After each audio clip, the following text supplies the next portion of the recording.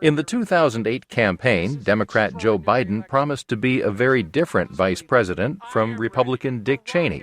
Vice President Cheney's been the most dangerous vice president we've had probably in American history. Throughout his 8 years as George Bush's vice president, Dick Cheney has played a very active role. He not only advised the president, but published accounts say he had a very strong influence on how policy was implemented. I would say he's not only the most powerful vice president, but the most powerful person in modern American history who was not the president. Pulitzer Prize-winning reporter Barton Gellman of The Washington Post is the author of the book Angler, The Cheney Vice Presidency. He was just plainly the dominant player on a wide range of issues, from the shape of the 2003 tax cut and the treatment of suspected terrorists, to the path to war, to the nomination of Supreme Court justices.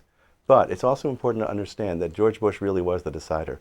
But Cheney has said his role has been exaggerated by the media. Interviewed recently on Fox News Sunday, Cheney criticized Biden for saying he intends to scale back the powers of the vice presidency. If he wants to diminish the office of vice president, that's obviously his call. I think that President-elect Obama will decide what he wants in a vice president. And apparently, from the way they're talking about it, he does not expect him to have as consequential a role as I've had during my time.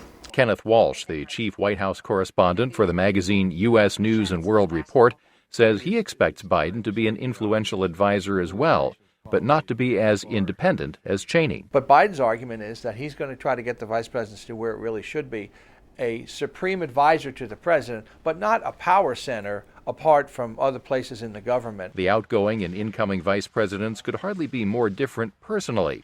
While Biden is known for being very talkative, Washington-based national security analyst Anthony Cordesman says Cheney prefers to exert power behind the scenes. Senator Biden has never been someone who relied on a secretive, private set of relations in running, essentially, other people in the government or the political system. That was virtually the Cheney method of operating. Walsh expects Biden to concentrate on advancing policies which will benefit the middle class and to be a valued advisor to Barack Obama. He's been around Washington for more than 30 years. He has a tremendous portfolio, foreign policy, national security, judiciary issues. So I suspect he's going to be much more in the mold that perhaps a Walter Mondale was for Jimmy Carter, a very important advisor on the ways of Washington.